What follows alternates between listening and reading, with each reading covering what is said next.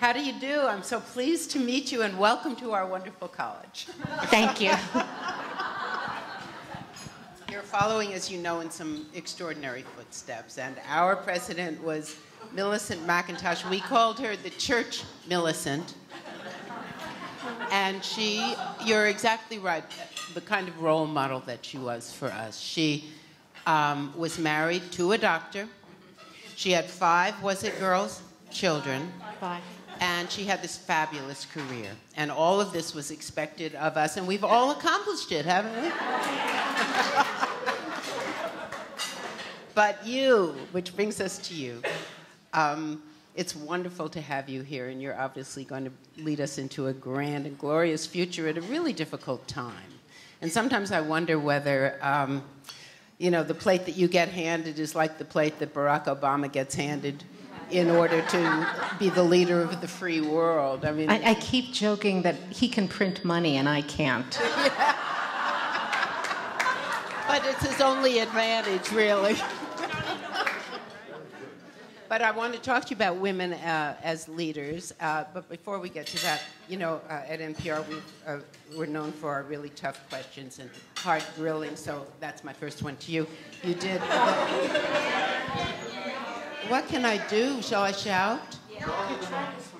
Swallow it? I'm not used to working at this. No, this is better. Is this better? Okay, I'll just keep it really close. Put it in my mouth. No, my foot belongs there. I can't. The Wall Street Journal brilliantly, I can't imagine it would be any better. Hi. Oh. Well, but we want to hear the president. We'll switch. We'll go back and forth.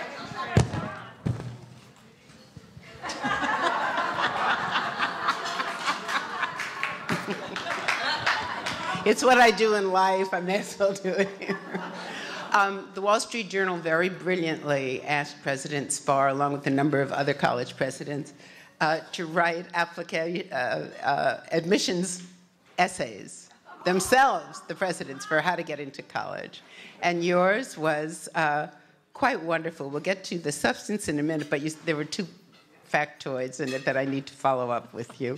One was, your son, at that point, was working on his college application, so where's he going? This is a long and vaguely painful story. This is more than you need to know. The son in question decided to go to Harvard and hated it. And so he's left.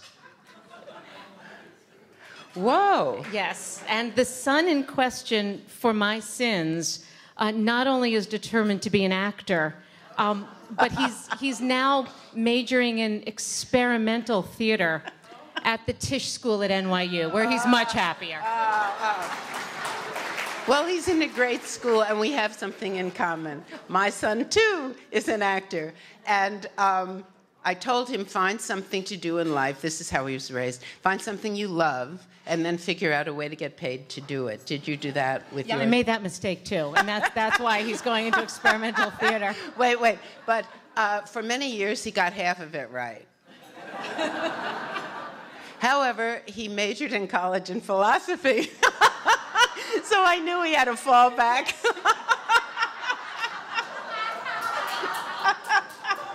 But actually have hope, because God bless him, my child is a working actor. He was on Broadway this year. And now he's in Atlanta shooting a TV series which is called Drop Dead Diva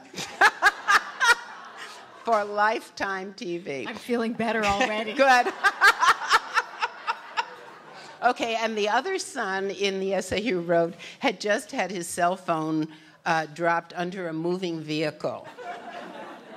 So did he get another cell phone, and how was that navigated in your family? I'm sure this is at least 14 cell phones ago. Oh. Yeah. So he's all right? You're in constant touch with him? Yes. Good. Yes. But the real theme of that all was multitasking. And I just want to tell you, because you were writing just sort of a typical day in your life, and we've all been there and had such days, it really does get better, but as you said, not right away. And you have to be our age, is this right? To be able to slow down at least a little bit. So be comforted by that. But some things, you made some interesting points about women as leaders, and I'd love to talk to you about that and sort of us and our role in the 21st century. Do you think we lead differently from men? This is, can you hear me in the back? This is going to be one of the things that I'm sure is going to get me into a lot of trouble over the next few years. Yeah, that's probably a good sign. But I think I'm an academic at heart, as it sounds like a fair number of you in the room are. I think this is a research question to some extent. I think it's become a political question, that women lead one way, and there's a presumption that if women lead differently than men, it's that they don't lead as well as men, or that men are forcing a leadership style on women. I think there's a research element of this. Let's just ask this as a question. Do different people lead differently? Are there factors that we can identify that certain people are more consensual-based leaders? Certain people are more charismatic leaders. Do these leadership patterns follow gender lines? I think they may. And I think it's our job as a place of research and as a liberal arts college is to ask this as a question and just look at it. And then I think if we do identify patterns, then we can at least announce these patterns without being normative about it and saying, thou shalt do this or that. And some of my colleagues in the psychology department have been pointing out to me that if we can help individuals identify their own leadership styles, just by revealing that to them, it's useful information. And they're doing some neat things in psychology laboratories. They always do neat things in psychology laboratories with looking at how people approach risk and how people approach competition. And although there's always variation across the spectrum, women in general, in the aggregate, tend to be less risk-taking than men. Well, I know. I've heard you say that, particularly in the middle of this Wall Street debacle where, except that there was a piece in the Times today about a number of women who've been in leadership positions at some of the banks and all have just been hauled away. No, not to prison, but just bumped off of their jobs. But I have heard you say this, that none of the major perps in all of this were female. And your thought was that or your supposition anyway, was that maybe it's because we don't take those giant leap dishonest risks the way men do. Yeah.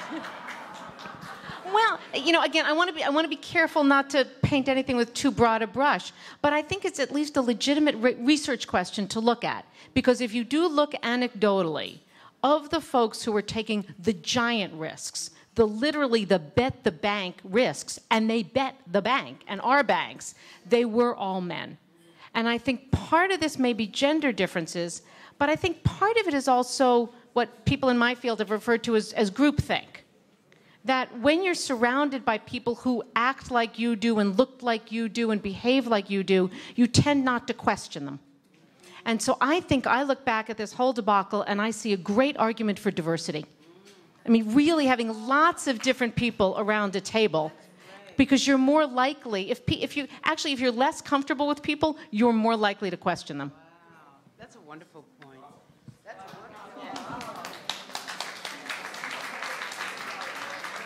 But I also wonder if it has something. This is such a stereotype, but if the absence of the risk taking has to do just with nesting, or just our role as mothers, or people who have to protect and take care, so you don't take that huge leap. Why don't I hold it? This is what I do in real life in my job, and I'll mic you. It's okay. I can hold it. Thank you.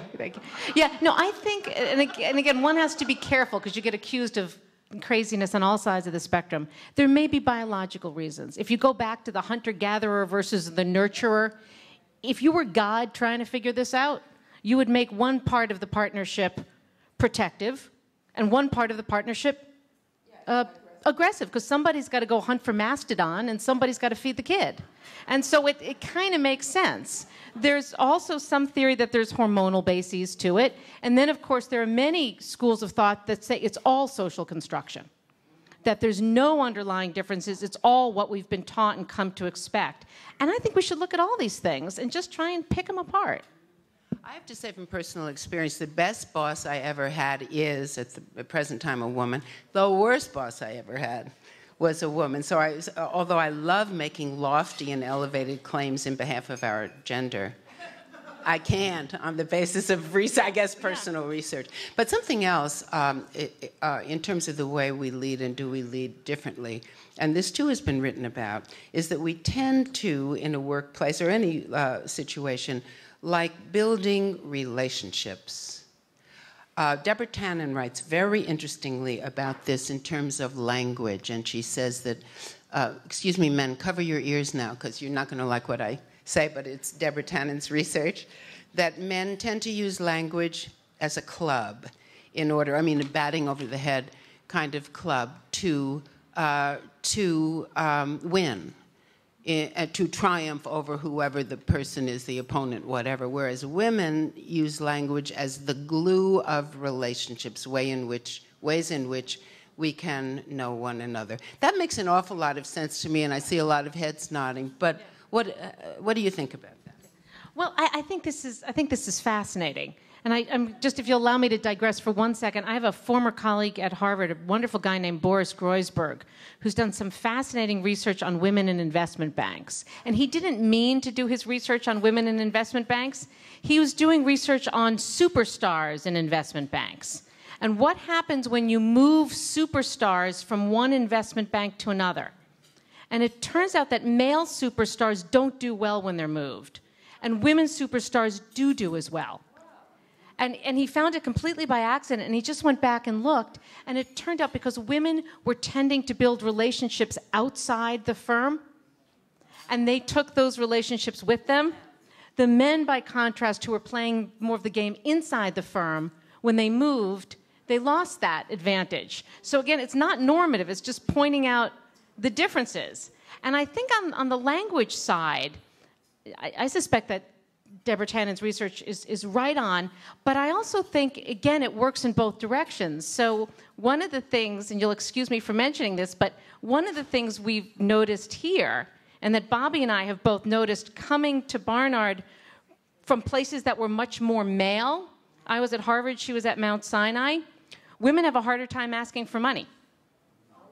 When men ask for money, particularly in a college reunion setting, it's very competitive. And they have no problem saying, I gave this much, you give more. We don't like doing that. And it works to our disadvantage. That's great, too. Well, Deborah Tannen, she's somebody I know. She lives in Washington. And her last book was about mothers and daughters, and the name of it was You're Wearing That? And her forthcoming book is about sisters, and it's called Mom Always Liked You Better. Okay, this is more about women in leadership. Would you hope that a wise Latina woman with the richness of her experiences would more often than not reach a better conclusion than a white male who hasn't lived that life? Now you're asking the tough questions. So I am first going to avoid the question by saying the reason I was a little bit late coming here today is I had to get my daughter off to a bat mitzvah, which took the form of my saying, you're not going out wearing that. So, on to your real question. I would say, and I would go back to my diversity point, I would not want a Supreme Court composed entirely of Latina women with the richness of experience. I also would not want a Supreme Court constituted entirely by white men with the richness of experience because their experiences are different. And I think you get the best judgments in any group, and certainly a group as critical as the court, when you have different people, hopefully all brilliant, but their brilliance colored, as all of us are, by our own unique experiences.